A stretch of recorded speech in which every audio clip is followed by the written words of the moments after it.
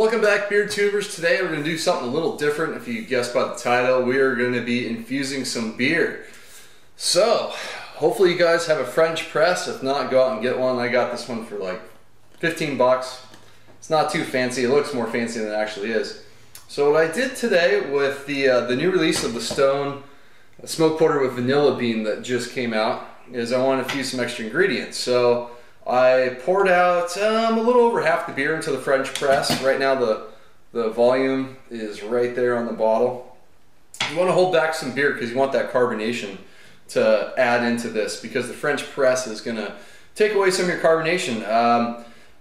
You can infuse all kinds of ingredients. They're going to vary in time depending on whether you keep the French press in the fridge or room temperature.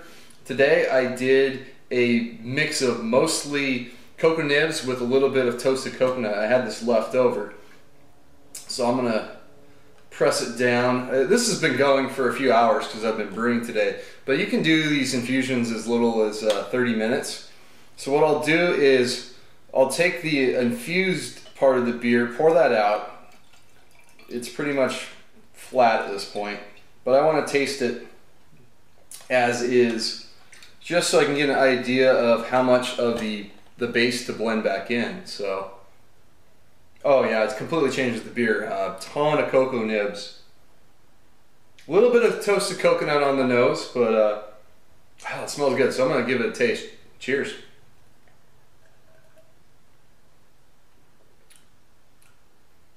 Oh yeah, that works really well.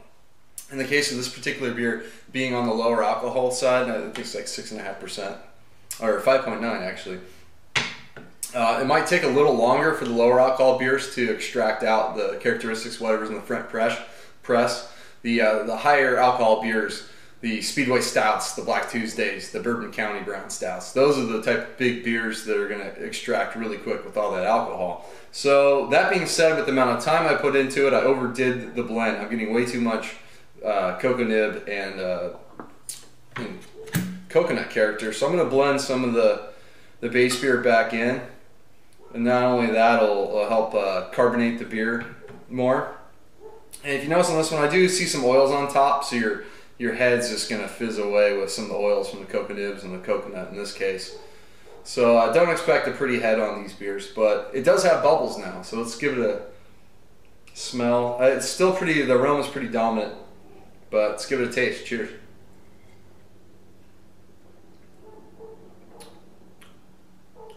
Yeah, that's nice. I could even blend a little bit more back in.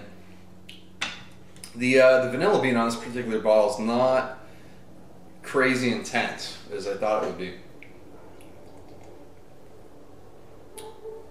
Oh yeah, that works good. Coconuts give a nice chocolate character, some darker fruits.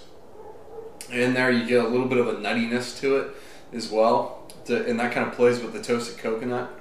Coconut, I didn't put as much in mix in there, so I didn't want that to be a dominant flavor. You get a little bit of vanilla bean coming through from the beer, a little bit of that smokiness in there, good amount of chocolate though. So, you know, this is a great way to take some of your classic beers and kind of play around with them. If you're a home brewer, it's a great way to see how maybe a beer that's commercially made, or you can just use homebrew of course, and see how that beer plays with different ingredients and see if you want to do a larger scale batch of that. It's a great way to do that. So I highly recommend, if you have a French press, to try some infusions yourself. This one I definitely recommend these flavors, and hopefully in the future I'll do some more. There's one in particular I would really want to do, so that maybe you don't have to go out and buy a lesser rare, more expensive bottle. So we'll get to that one in the future. Until next time, please comment and subscribe. Cheers.